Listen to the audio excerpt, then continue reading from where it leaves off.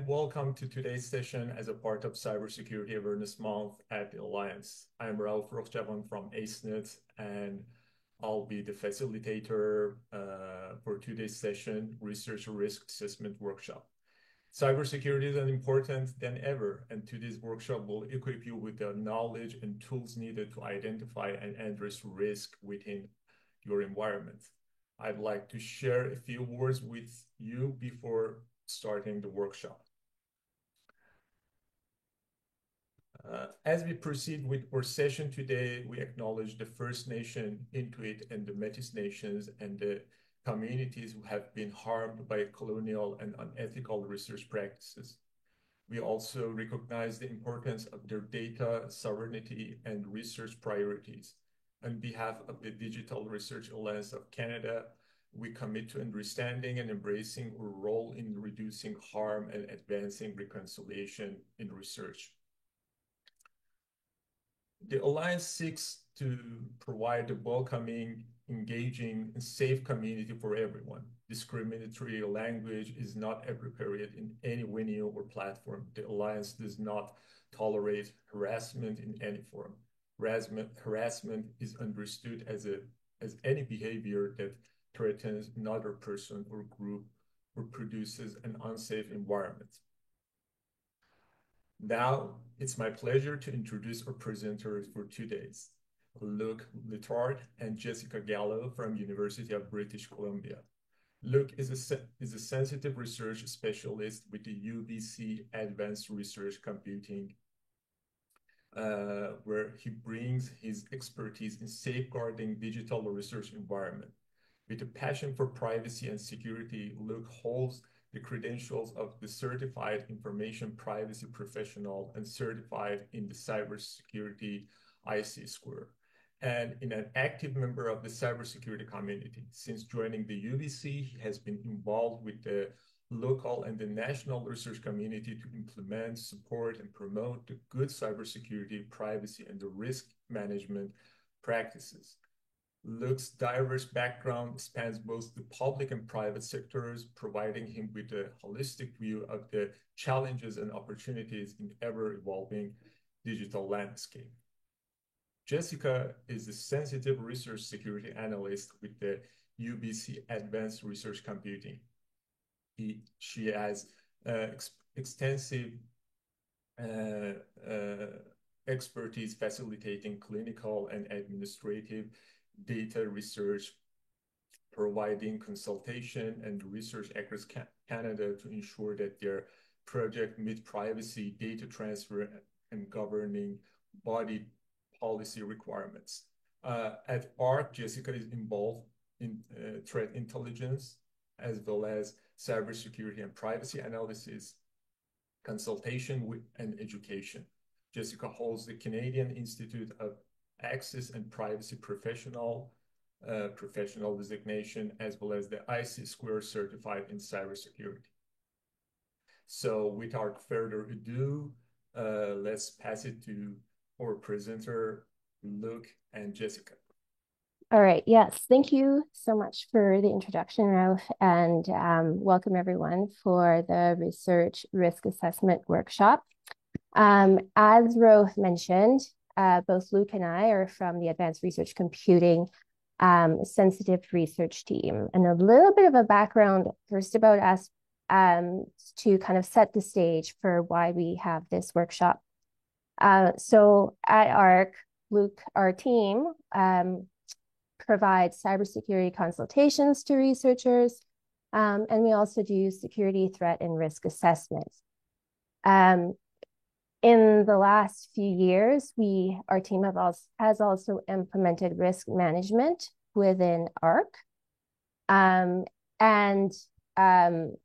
With that, and as I was learning the process, I've come to realize that the skills involved in risk management is actually quite useful for researchers.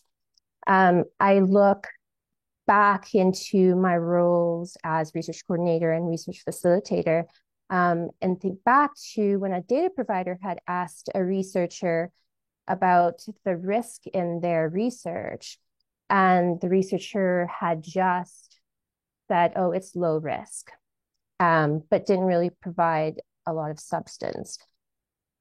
And at that point, the data provider had scrutinized the research a little bit more because they figured out that there is actually risk. It's just that the researcher didn't really think about it. So, or didn't think about it hard enough. So in this workshop today, you'll learn how to systematically review the risk in your research setting and also be able to articulate controls that you have or will use to mitigate that risk. So it's basically saying the same thing. You've got risk, but we have these controls, but the risk is low because we have these controls.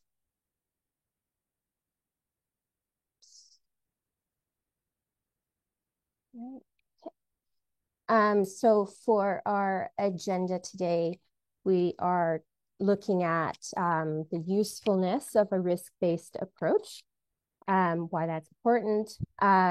We are also going through the different steps for a risk assessment. So that goes from your asset identification, asset classification, threat vulnerability, risk, and controls identification.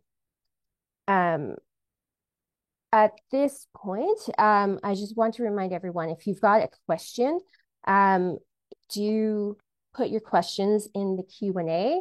And if a question is interesting to you, do vote it up so we can respond to that at the end of the workshop.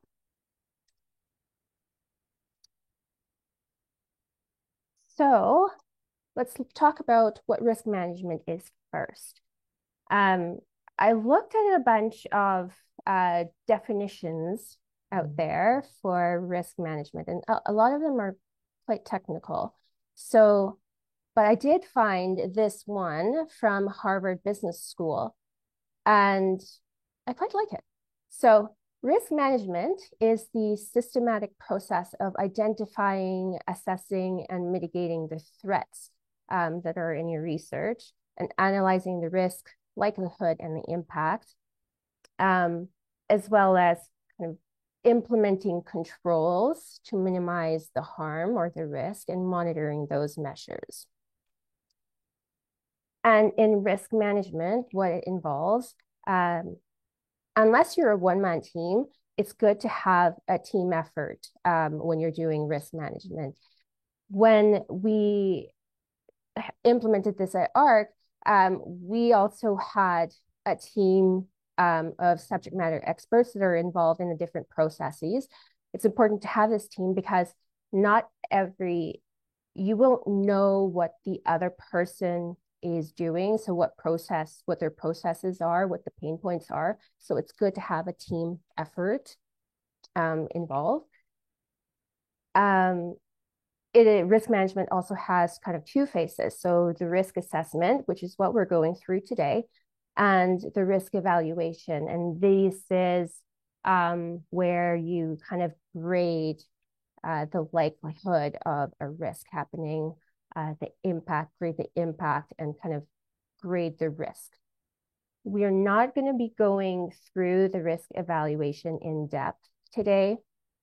But if you're interested in it, do let us know in the feedback after our workshop, and we can potentially incorporate this when we do this workshop again.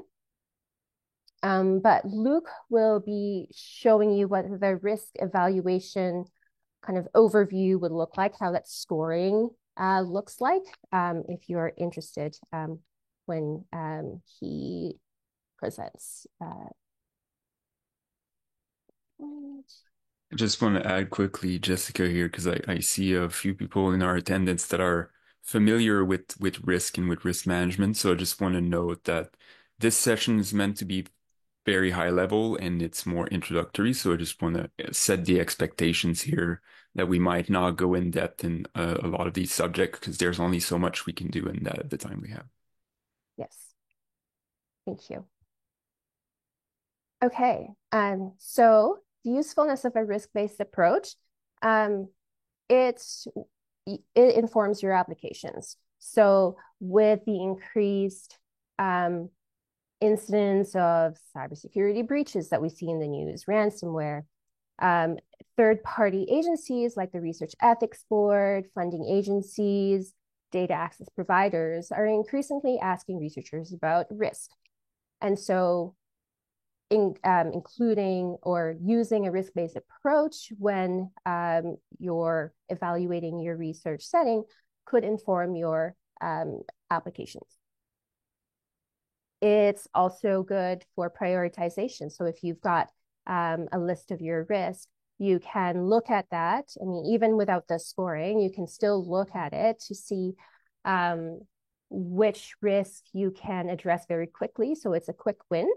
And which risk you'd need more resources for, which risk you think would be more important to address right now, and which you can tolerate. Obviously, the tolerance is kind of institutional based as well, so you might need some guidance with that. Risk-based approach also allows you to identify additional controls that you might not currently have at the moment, but it would still be good to apply based on the risk that your team has identified. So let's get on with the steps.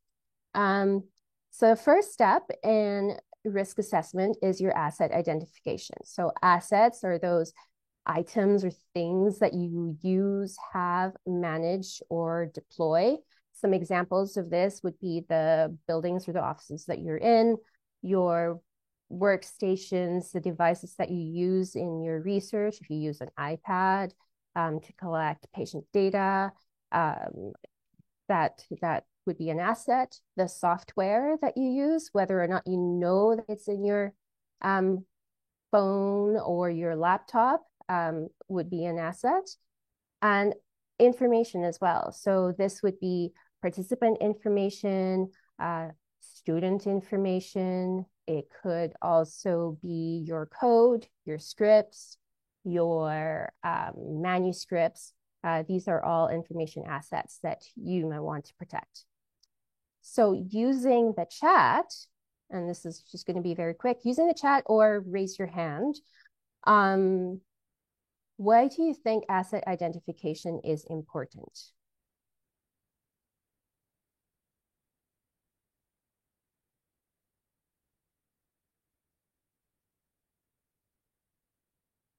Anybody?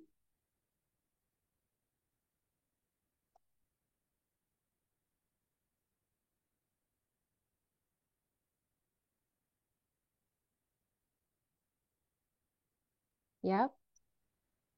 If you don't know what you have, how do you know what it's why it's at risk? Yep, that's correct. Yep. Can protect what you don't know. That, yep, for sure. Yeah. So if you don't know what you have, how are you going to protect it? If you don't know that you have a software in your computer, how are you going to be protecting yourself or your data or your system from a attack on that particular app? All right. So we are splitting everyone up into breakout rooms and let you do some work.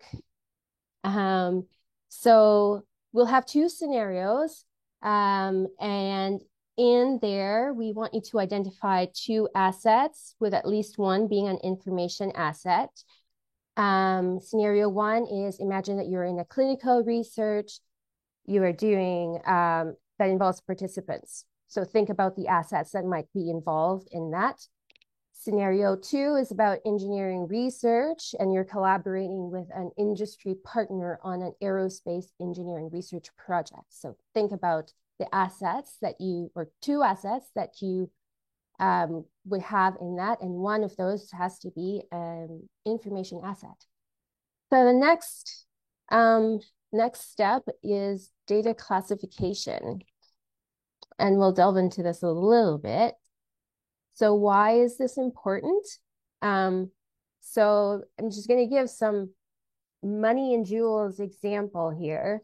So you've got Penny, And people would generally throw that into a pond or a wishing well and don't really care about that 1 cent. Although I guess if, somebody actually pulled all that 1 cent together, they might have, I don't know, some money for coffee, but nobody really cares about that 1 cent. They just throw it in a pond. You won't necessarily throw your $10 bill in the pond. You would probably keep that in your wallet, but you'd be able to walk around town with your $10 bill, and you'd probably store it in, I don't know, in your purse, in your house, in your car, in your person. You might not walk around town though with $100,000 or $1 million. That could probably be heavy. I don't know how heavy it is, never experienced it. But you might not be walking around town with this $100,000. You probably wouldn't be storing it in your home. It probably will be stored in a bank where they've got security cameras, security guards, and then if you've got some jewels, it probably will be in a vault somewhere in a bank, again with security cameras, security guards, and you need 2 keys to enter the vault. You need a sign-up sheet. So with that being said, why, if we transfer that to our information assets or our data, why do we think data classification is an important step? Again, you can put it in the chat or raise your hand.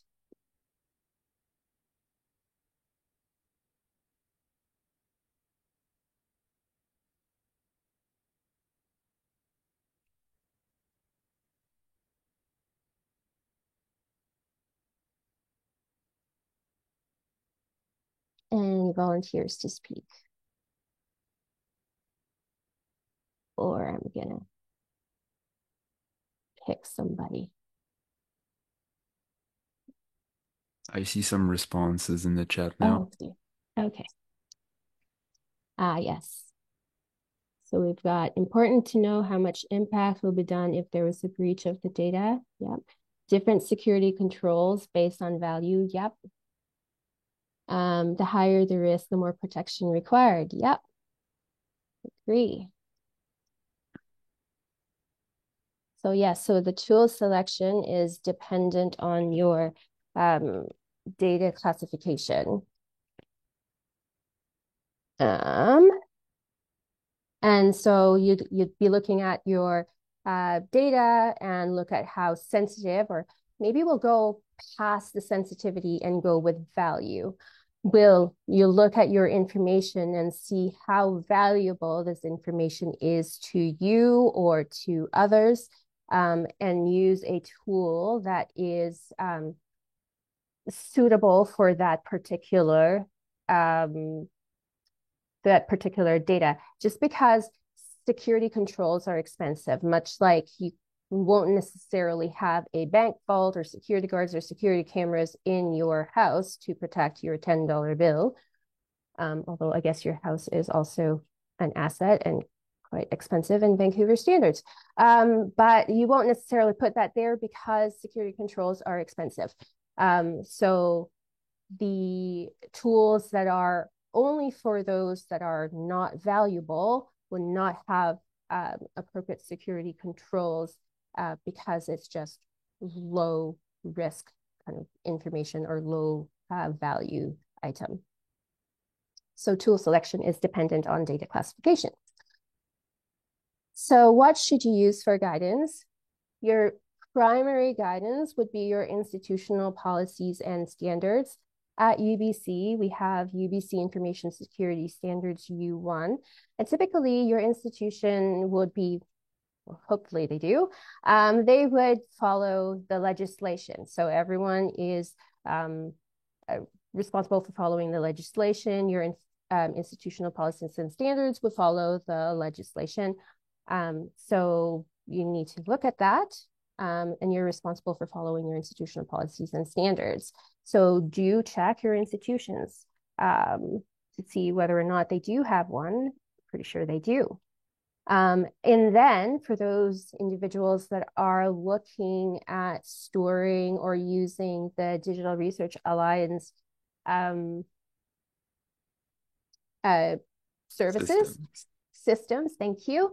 And then you would also look at the Digital Research Alliance policies and standards to see how they would protect a specific data classification, how that system is protecting that specific data classification.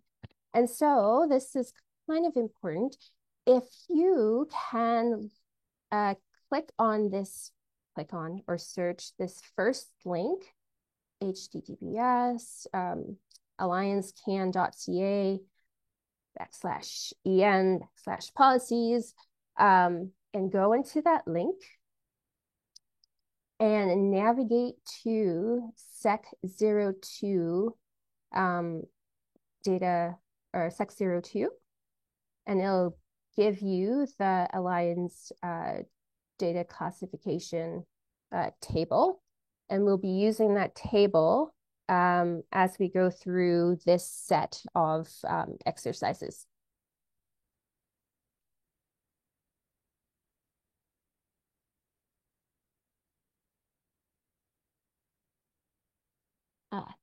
Thank you, Luke.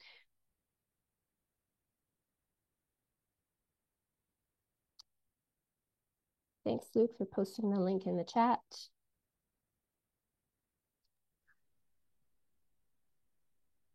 Is everyone there? Okay. All right. All right. So I have it here as well. So what that would look like is you've got low risk information, and these are basically information that requires no protection, much like those pennies in a pond. It requires no protection. It's not really totally valuable. It's already publicly accessible, like published annual reports. And it's information of non-personal and non-proprietary nature, including anonymous research data where access to the data is not restricted. But big focus on the non-personal and non-proprietary for the low risk. Moderate risk are those things that are information of non-personal, maybe proprietary in nature, and the data has to be or should have restricted access. Also, you've got restricted circulation library journals in here as well, and data that are protected by non-disclosure agreements. Those are moderate risk information. Then you've got your high risk information, which would be research data that would take significant efforts or costs to collect or reproduce. You would also have your personally identifiable information in here, your name, things that are requiring protection by law. And then lastly, you've got your very high risk information, which are your, looking at this, it's your health information. So individuals' health information, biometric data, personally identifiable genetic data, or research data that may not be possible to collect or reproduce. So those are the four data classification levels that we have in the Alliance. And we'll be using this. I know I said in the beginning that you should look at your institutional standards, but for the purposes of our workshop, we'll be using the Alliance standards just for harmonization. Okay. So pop quiz number 1. Do you enter your information or the information in the chat? Using the Alliance data classification standards, how would you classify the information if your data includes PHN?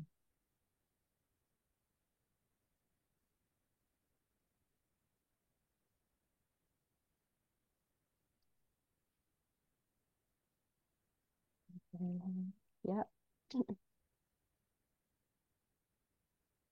Yep. It sounds like we have consensus on this one. Yep. This one's it.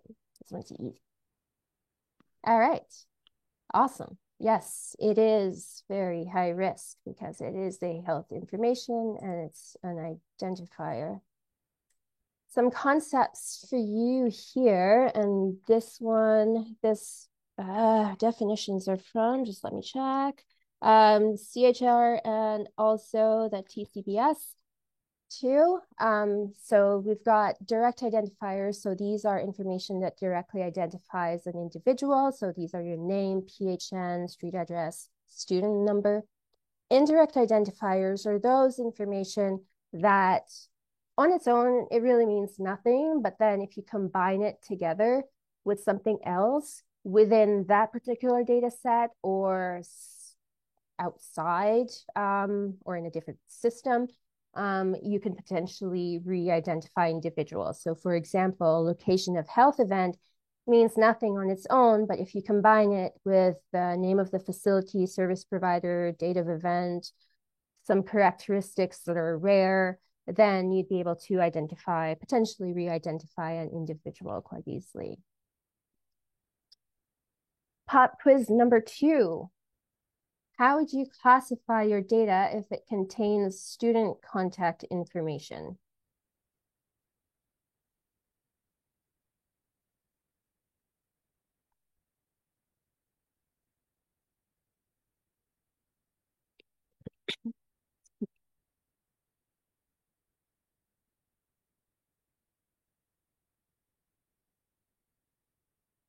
See some high risk, yep. I see a medium, moderate risk in here too. So student contact information is a personal information. If we're looking at the Alliance standards, it's a personal information because it could identify an individual. So in that case, it is high risk. It's not very high because it's not health information, but it's still an identifier.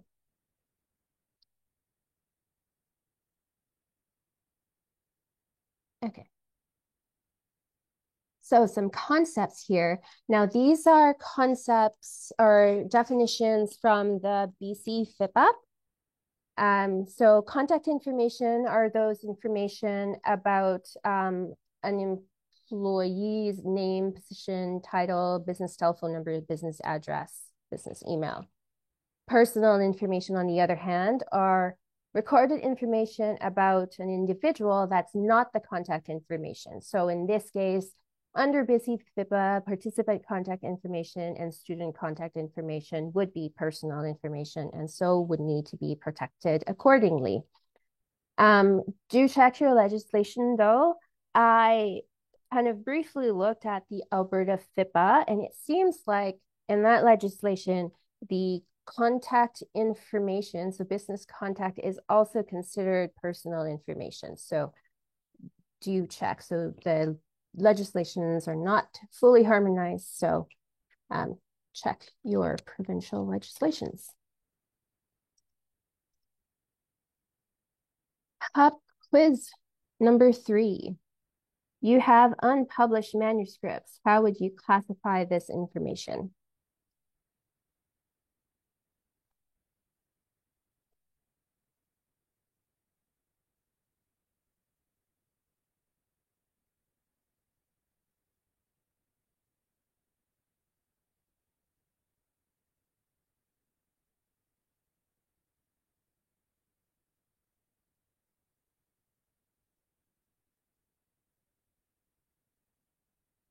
Yeah.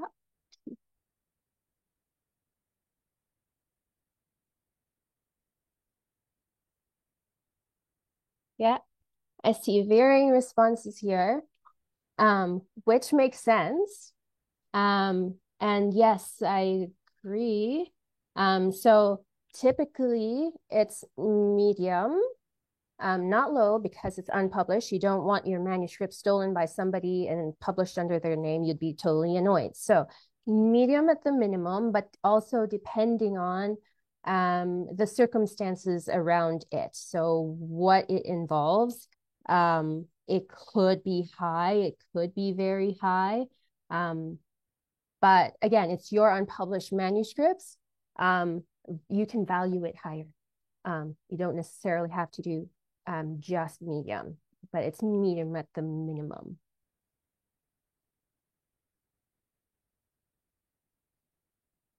So some concepts again. So when you have your unpublished manuscripts, you submit it. It could go into an embargo phase where you cannot, I guess, let anyone know about it. And at that point, it could be medium high or very high, even depending on your content or your agreements. But once it's published, unless it's in a restricted journal, it could technically go into a low risk because it's published out there, everybody can access it, then it can go into a low risk system. Also, even if you say, oh yeah, my data doesn't really involve personal information, so yeah, it's medium risk or low risk. But then if that data is actually provided by a data steward or a data provider or a funder even, and they say, oh, this shouldn't be medium or low risk, this should be high or very high risk, then you would do so. You would value it higher.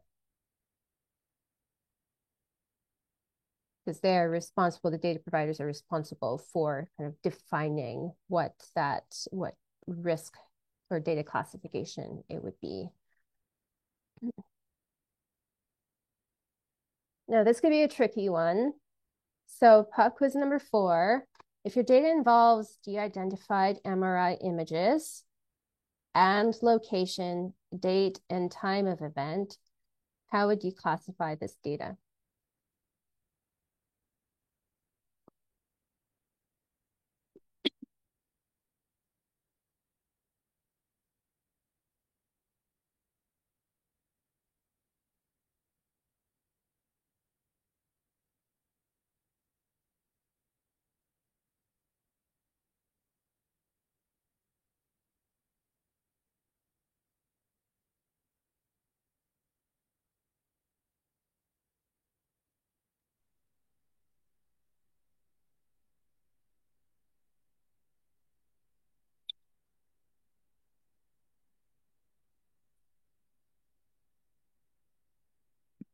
Yes, we have a wide array of responses here. That's very interesting.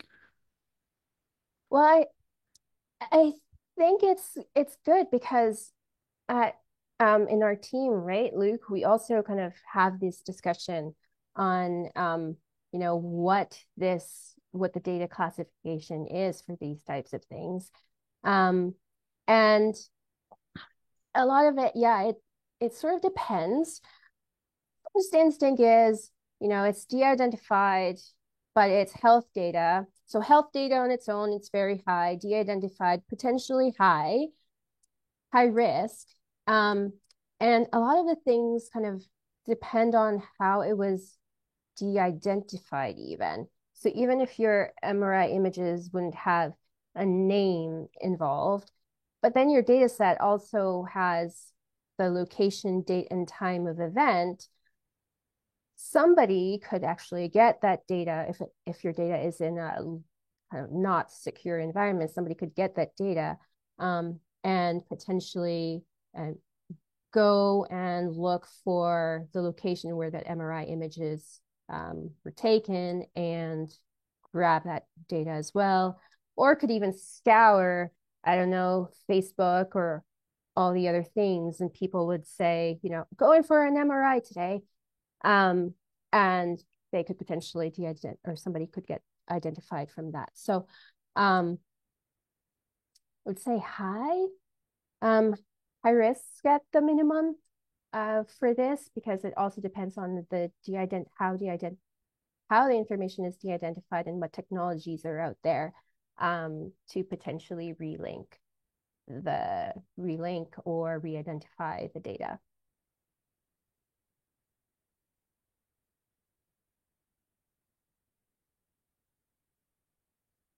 So some definitions.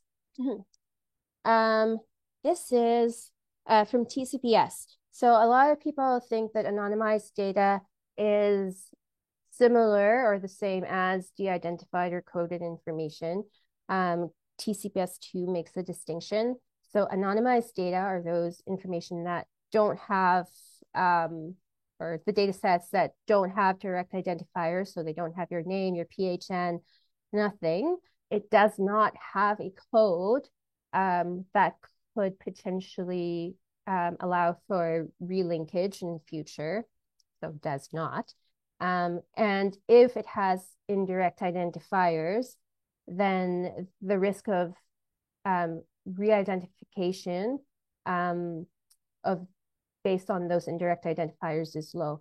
And this is where I kind of struggle, because a lot of people might not necessarily know or look at the identifiers and might not know if it's actually low or very low risk at re-identification based on those identifiers. So be careful. The next concept is the de-identified data or coded information. So these are, you don't have your direct identifiers, but you still have a code in place that could potentially, that you could use to relink. So for example, if you have, if you're consenting participants, you might have, a code that says this person equals this study ID, and somebody else would keep that. It's not in the data, it's not in your data set, but there's still that code. So those would be de-identified. In anonymized data, you don't have that code.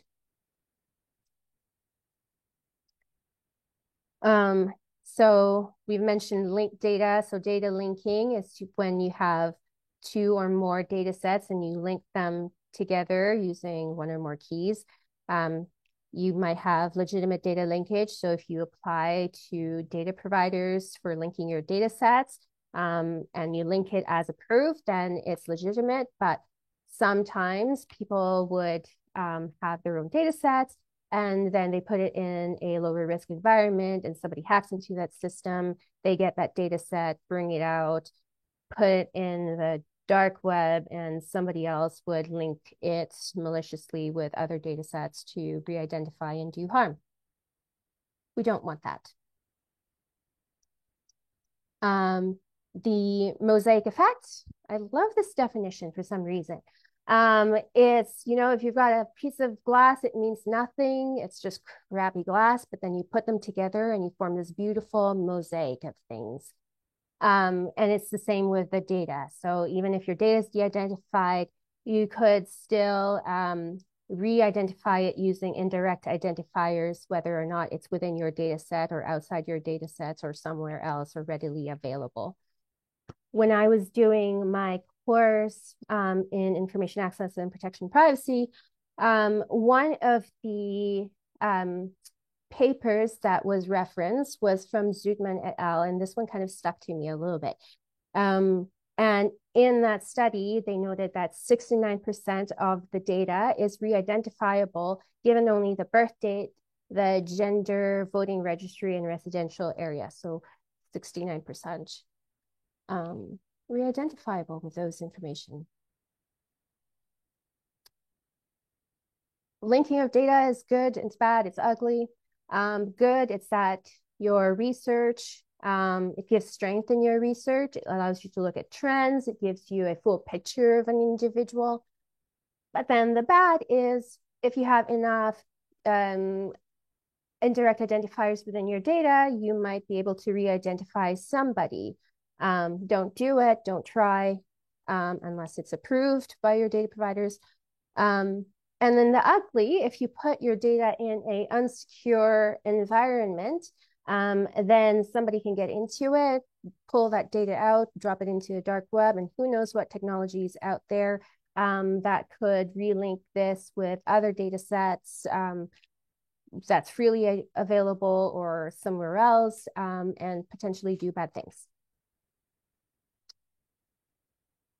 So what is this? In November 2023, the British Library had a hacker go into their system and stole some customer data, and it included passport scans. And those passport scans are being placed in the dark web and was set at 20 Bitcoins. So people do bad things. Pop quiz number 5. Your research data does not include information related to humans. It may include data and code from your computer science project. How would you classify this information?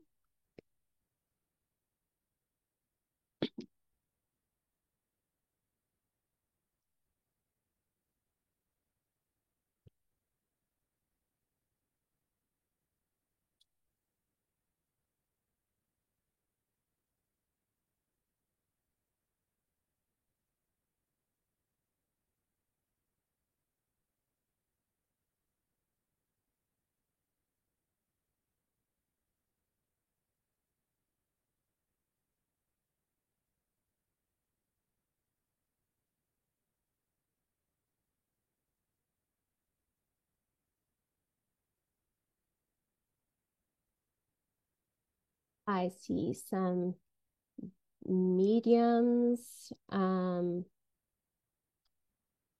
see some low. I see some depends on agreements and other factors. Yep. Oops. Uh-oh. Yep. So minimum, medium, obviously you probably don't want it at low risk because you might, if it's your research code, you probably don't want other people to be stealing this code unless you're wanting to freely publish it. So medium, you can value it higher to high or very high, or depending on your agreements as well. And it also depends on how easy it is for you to obtain that data, how complicated your code is, what your code can do, and if it's proprietary. So yeah, so kind of base it on that, on how much you value it, and would you really be annoyed if somebody steals your code? That's a good question for you. Yep, depends is a good answer. And so, yeah, so think about the impact of your research data, methodology, and findings on a global scale, well, locally and a global scale. Think about what it can do. Think about if, your methodology process gets stolen, how it would impact the world. When you're doing your grant applications, you kind of know and say what the impact would be. So you kind of have that information. So yeah, think about how it would impact the world and how, if people can do harm from it. So research data is valuable for hackers out there. In 2018, some hackers stole 31.5 terabytes of documents and data, including scientific research and journals and dissertations from 22 countries, 8,000 professors. And the individuals involved kind of said that they aim to assist Iranian universities as well as scientific and research organizations to obtain access to non-Iranian scientific resources. That's what the news article said. And then in March of this year, Cambridge University, they had so hundreds of researchers couldn't access their systems because of some malicious activity, and these systems are being used for high-profile medical studies. So I'm thinking that all these systems are, supposedly secure. And if this happens in secure environments, what would happen if your data or your code or your manuscripts are in systems that are only supposed to be for low risk information? So when you're looking at your data classification, some tips in deciding is, what does your data include? So value, look at the most sensitive information in your data and base your data classification on that. Think about what it can be linked to, whether that's within your data set or outside your data set or freely available. What do your agreements say? So show your data providers your institutional standards so that they can tell you how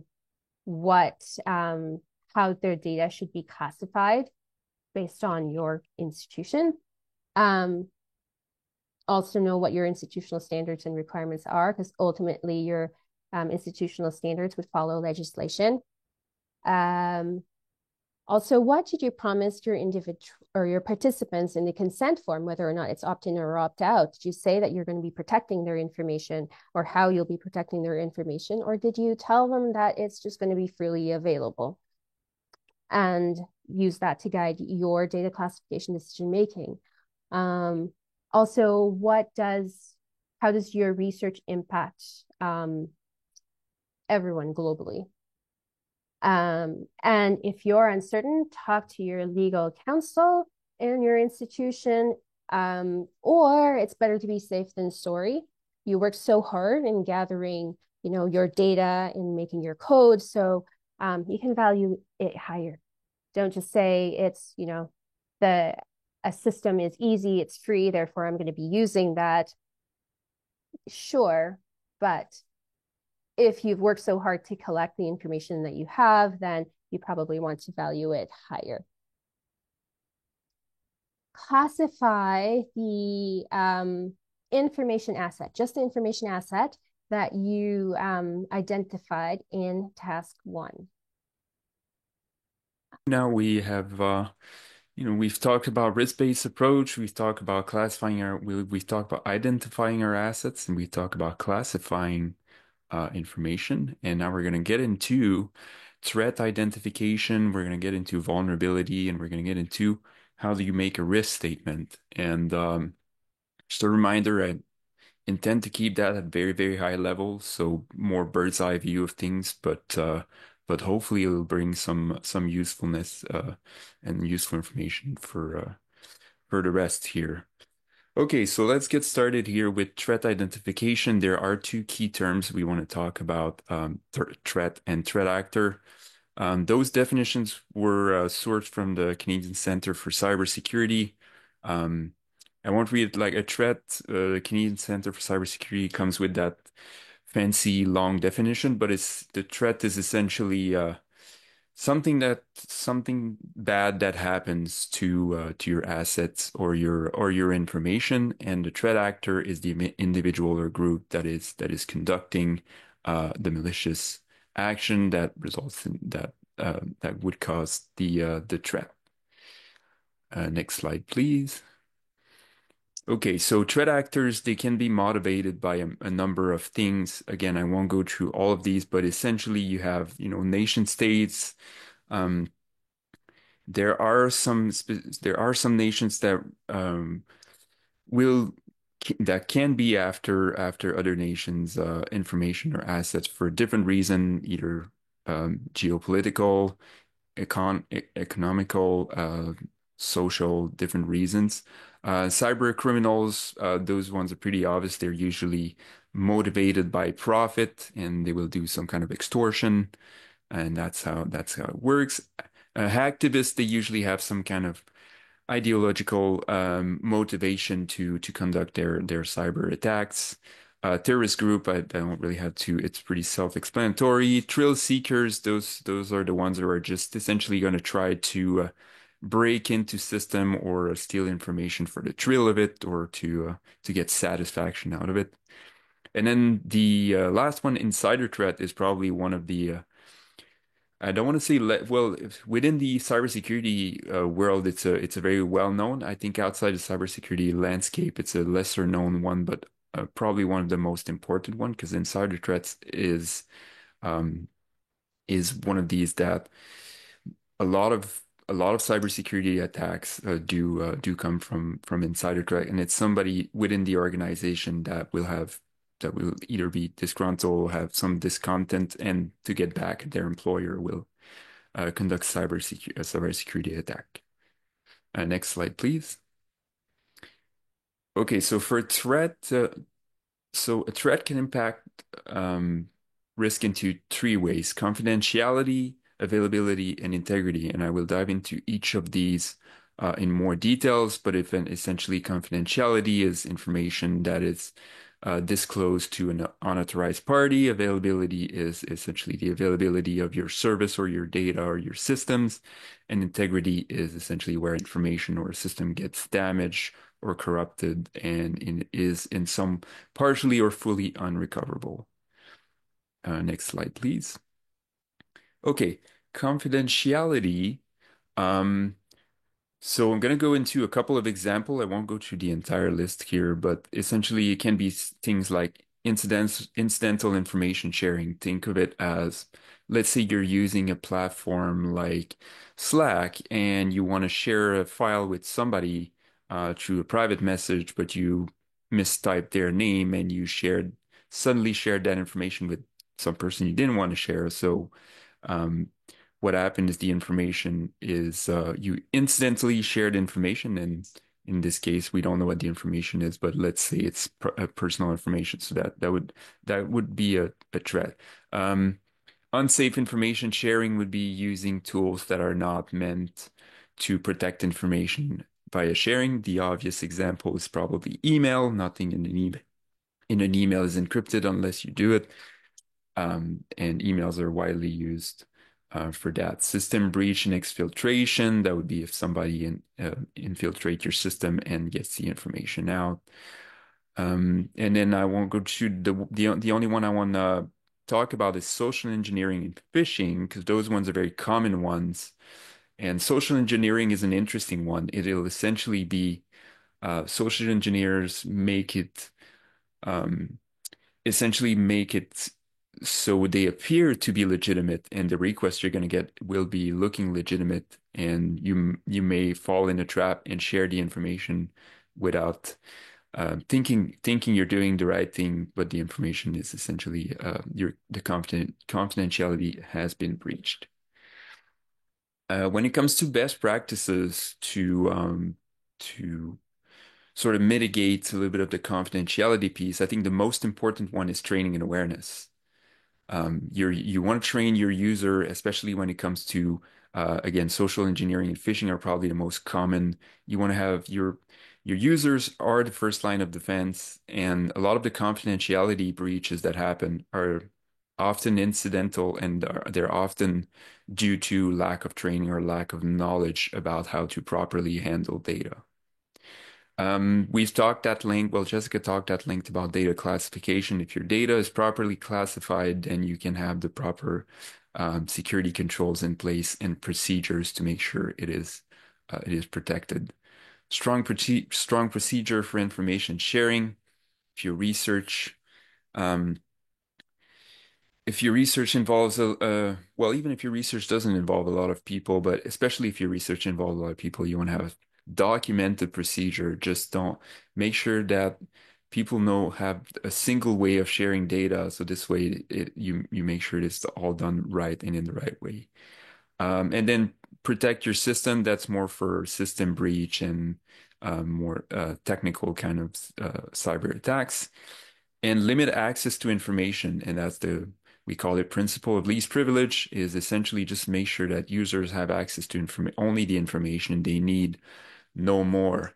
So in the case where you're working with personal information, there's very, very good chances that not all of the researchers involved in your research will need access to personal information. In fact, probably just a subset or very few people will need access to that information. So you want to have that separated and keep the information accessible to only who needs it.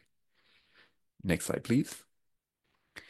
Availability, again, I won't go to all of these, but availability is essentially what impacts the um, availability of your data or your systems. Example of threats could be denial of service attacks. Those would be attacks where there's a large number of requests that come to, say, a server, and the server gets overloaded and it crash. And then your system, your service or systems are unavailable for a specific amount of time.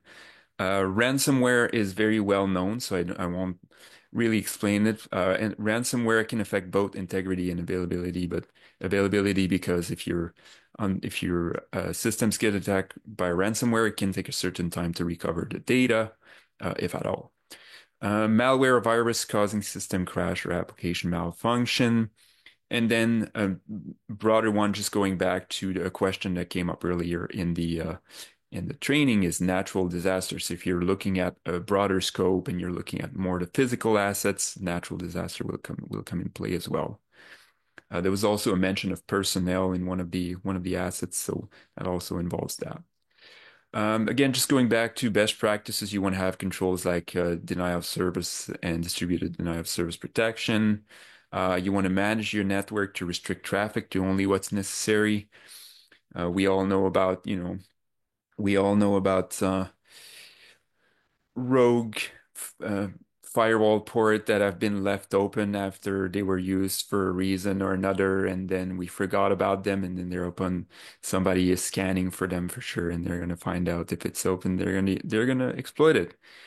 Equip your system with intrusion detection and protection. This one is very important. If you don't have intrusion detection protection, we highly recommend you, and especially servers, that you equip your system. That's gonna help you prevent and mitigate a lot of the threats. Antivirus, anti-malware, um, replication. I'm not going to spend a lot of time to it, but this one speaks more into disaster recovery, and mostly if you're using cloud and you have that option available, we do recommend you use replication. This way, you can easily spin up your environment and make it easily to access. And a disaster recovery plan. Next slide, please. And finally, integrity. Yes, thank you, Darcy. Backup could also be a good one for availability, but also integrity in this case, which would be the integrity of your information or systems. Example of threat, like I said, ransomware comes in here as well, because ransomware can be very damageable to your data. A subset of it or all of it may not be recoverable after a ransomware attack. Cross-site scripting, which is more of a code related. If you have an application, um, malware, virus causing file corruption, and then advanced persistent threat would be where the attacker is able to essentially set shop and find crafty way of remaining into your systems without you being, even though you're trying to get them out of there. And then best practices, like Darcy mentioned, backups, regular backups, and I added and tested, because you can have as many backup as you want. If you never test them, it's almost guaranteed that eventually you'll fall into a damaged backup, and that might set you back quite a bit. File encryption, very important if you're working with very high risk information. Um, and this is even more so important if you're working in an environment that has potential of being accessible from the outside. And I'm thinking cloud being one of the obvious option. Code validation, if you're working in an application, just make sure you do your code validation. There are a number of tools available to do that, notably the OWASP. OWASP has a number of very cool tool that allows you to do code validation. Use trusted source. This one I wanted to mention because we know a lot of researchers are pulling some information from repositories like GitHub and Stack Overflow, and then you just copy paste or pull the repo. And there is a trend that's been happening lately, especially on GitHub, where malicious actors will be creating these GitHub repos that are essentially malicious to start with. And somebody that doesn't quite know what they're looking for is just going to pull that repo into a system and potentially create some trouble. So make sure you use trusted source. Update and patch your systems. This one is very important. Vulnerability scan. Make sure you scan your systems on a regular basis for vulnerabilities. I was talking about these forgotten open ports. That's where vulnerability scans comes handy. And then intrusion detection protection system again, antivirus, well, I talked about it. And network segmentation, you don't want to have, say, if you're running some kind of database and some kind of publicly available or internet-facing system, make sure they're in different network segments so your database or your valuable information is not directly exposed to the internet. Next slide, please. And I guess inserting information in here that maybe some researchers would not know how to do all this. So definitely do connect with your IT departments, IT professionals for support on some of these. Okay, we want you to do is you have your asset, you have your classification. If you want to identify a number or a few threats, let's say to keep it short, let's say three threats that would be applicable to your assets, assets that you've identified earlier in the presentation. Yes. Okay, so we're gonna jump into vulnerabilities. Again, I will go through these relatively quickly. Vulnerabilities, essentially, they are we'll say weaknesses into your controls or weaknesses into your systems or your procedures that can essentially revolve to a threat being exploited and result in an incident. And there are multiple vulnerabilities. We won't go into everything today, but I want to talk about three sort of broader categories, which are administrative, technical, and physical vulnerabilities. Next slide, please. Okay, so we'll start with administrative vulnerabilities. Again, I won't talk about everything on these slides, but you'll recognize the trend here. So administrative usually it's usually related to something with your procedure or the way you work with data. So poor data management practices, like I was saying earlier, if you don't have those processes or procedure documented and everybody sort of does whatever they feel like doing or whatever they know how to do. Going back to lack of training and awareness, and you'll see this one will come back a lot. Lack of training and awareness is one of the most important thing when it comes to cybersecurity and risk. Poor security hygiene, this comes back to shoulder surfing. Oh, I'm just gonna go get a coffee. It's okay. I don't have to lock my screen, right? So you never know when somebody's looking and somebody is after your information. Human error, these happens and it goes back to training and then procedure policy standards. So again, best practices when it comes to mitigating administrative vulnerabilities. Well, for research specifically, data management plan, because data management plan will allow you to sort of see some of these um, threats and risk in advance, and you can prepare for it. You can have some kind of preparedness towards your systems. How are you going to protect them? How much funding you need to allocate to protect your information in your systems. Documented procedure, continuous security awareness. And I want to put the emphasis on continuous here because a lot of um, a lot of us, and I'm sure you've been through that situation in some of the work, some of the institution you've worked with is you'll start a new job and you have to go through that security training, and it's a 1 hour online training that you do on your first week, and then you never hear about it again. And that's where eventually you'll forget, and that's where you'll make the mistakes. So that's where continuous is important. If you have, recurrent phishing drills at UBC, we have recurrent phishing drills, which are very useful for our users to sort of be reminded to be careful when they go through emails. Easy to find and clear governance information. Um, if you want to know how your data needs to be protected, you have to be able to find that in a trivial fashion, because otherwise you will just make assumptions. And then reporting process for errors and anomalies. If you don't have a channel for people to say, hey, I think my system might be, or my account might be compromised, then it can be a while before you find out, and it might be too late at this point. Next slide, please. Technical vulnerabilities, well, these ones will pretend more to essentially the systems, so unpatched systems or applications. If you have legacy systems in your environment, and we know in the academic world, legacy systems are not uncommon, so we've all seen them quite often. So we want to be careful with these. Um, we've all heard about, servers and machine in labs. Under a desk, and nobody really looks after it because it was set up by a postgrad student that has since left the institution, and it hasn't been patched for 4 years. So all of these horror stories we've heard of.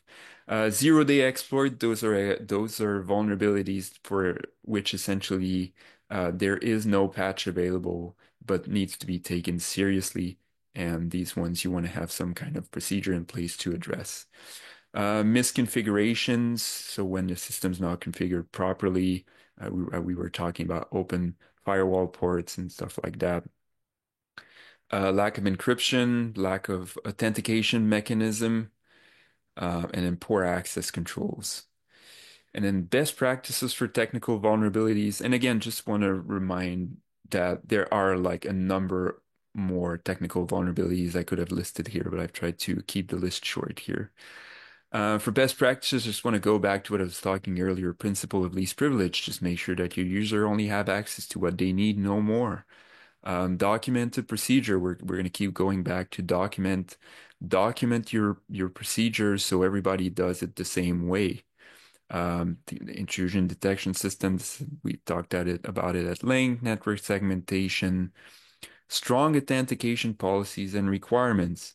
Your password is only having authentication mechanisms such as password is only as good as the strength of your password. So if you're if you're still on the 8 characters, one number, one uppercase, one lowercase, this can be cracked in seconds now. So make sure you have good authentication policies. Make sure you request strong passwords. Using a password vault.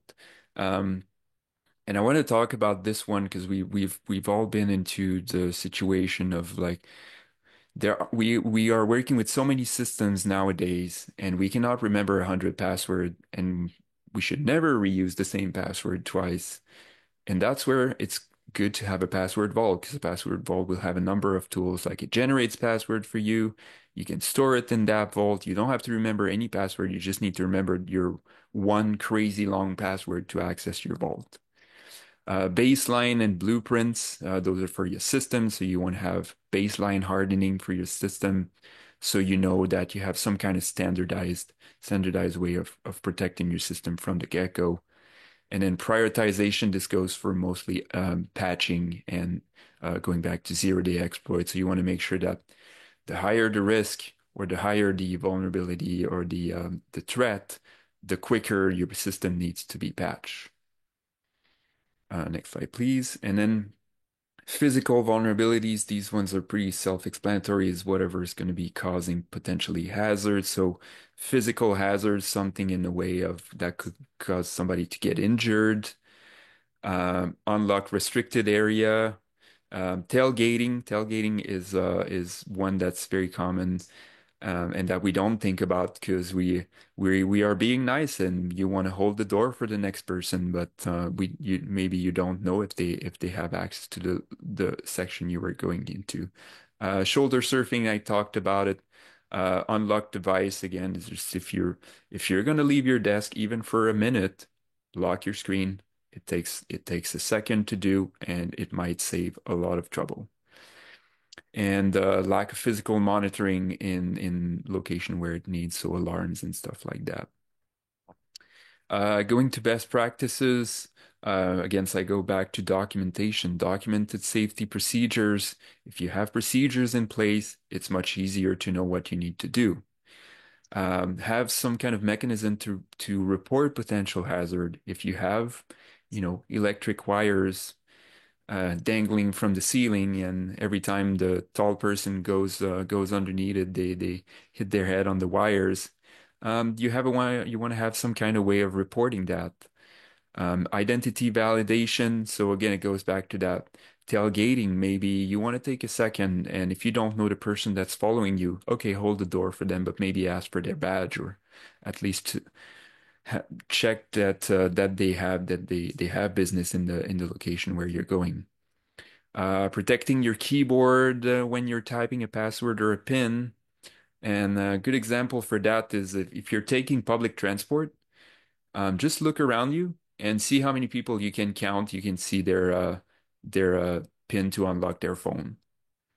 And I can tell you, if you're going on a bus ride, you'll see at least one, and probably many more every time you take the bus. Device locking mechanisms. So those would be if you have a laptop that needs to be protected. And I'm thinking here, especially in hospital situation, nurse station that are using computers or tablet for participant to enter information. These should be locked with some kind of cable, because we've seen a lot of that where you know how hospital go, everything goes very quick, everybody has some work to do, and the tablet just is just there on the counter and nobody is looking at it, and anybody could just leave with it. Monitoring an alarm system, I can skip. Okay, next slide. Okay, so that was a very quick way of talking about vulnerabilities. However, I think there are a number that can be easily identified here. So, and we want you to identify a couple of vulnerabilities um, based on the assets you have and the threats you have. Just like threat, as you probably noticed, you can go quite far down the rabbit hole into finding vulnerabilities. Okay, next slide, please, Jess. Okay, so risk identification. Um, why is it important? So there's three pieces. Why is it important? Obviously, you want to identify your risk, likelihood, and impact, and then we're going to talk a little bit about risk statement. Next slide, please. So why is it important to identify your risk? Well, first of all, you want to be aware they exist. You want to know what the potential impact of these risks are. You want to know what kind of treatment you can apply to these risks to mitigate them. And one important one here is obtaining support from your head of unit executives or ethics board when it comes to research. If you present them, if you show them that you've done your due diligence and looked at risk, it will help your case. And also obtaining funding, because some of these controls you might need some money to address, and it's much easier to say, here we've done our risk assessment and now we need money to address those risks. Next slide, please. So likelihood times impact. I won't get too far into this because that's a bit complicated and we don't have much time. But essentially, likelihood is how likely is it that the incident happened, and the impact is what's the impact. So to check likelihood, what you want to look at is, has this ever happened before? How often can this happen in a given period? Is there a similar research field where the incident happened recently? Just thinking back about during COVID, COVID research information was highly sensitive and highly, as far as the threat landscape was going, was highly valuable. And again, what's the threat landscape and the trends?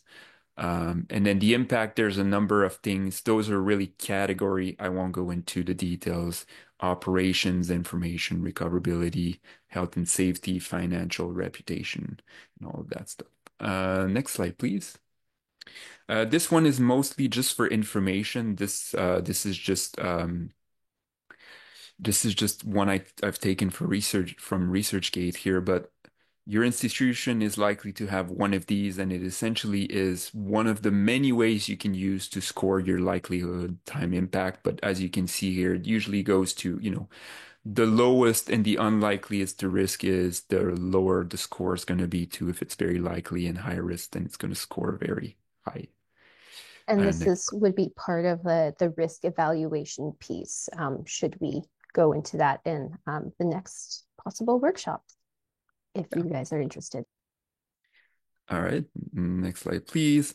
So this one, risk statement would be essentially the next piece that's important. You want to have your risk described in a way that's easy to where you can understand all the pieces. So it's a descriptive way to define your threat vulnerability and potential consequences. And a well-defined risk statement will allow for better risk treatment. And here's an example of what it looks like. And if you look at what's highlighted in red here, that's what those are the important pieces of your statement. So in this case, say lack of patching for legacy system B. So lack of patching is the vulnerability. Legacy system B is your asset, leads to deployment of ransomware, your threat, and inability to access, recover, store information. So consequences of the given risk. So that's what a risk statement would look like at a very, very high level. Next slide, please. We can skip that one. And then finally, your security controls, which we won't get into because we are at time here, but essentially security controls, we've talked about it essentially those were the best practices I noted earlier. And the one thing we want you to note about security controls is this is not a one and done thing. This is going to be a moving target. Attackers get better and better at finding creative way of getting into systems. So your controls always need to be updated, and you always need to reevaluate them to make sure that you need to reuse to that if they are sufficient enough to protect your information. And with that, references, and we have very little time. I think we're a little over time. Maybe I can pass it back to Ro for the closing. Look, Jessica, thank you so much. It was a really helpful, engaging workshop. Uh, Thank you all the audience for joining us today. We appreciate your interest and continued enthusiasm for securing our digital environment. We would love to hear from you. Please feel free to connect with us on Slack or by email, NSC Cybersecurity Training Awareness, as you can see on the screen, to give us your feedback, or if you have additional questions from our speakers, please feel free to contact us. Please join us on October 10, 1 p.m. Eastern Time for planning for cybersecurity DMP assistance for next session on October 10. Thank you so much and have a great time.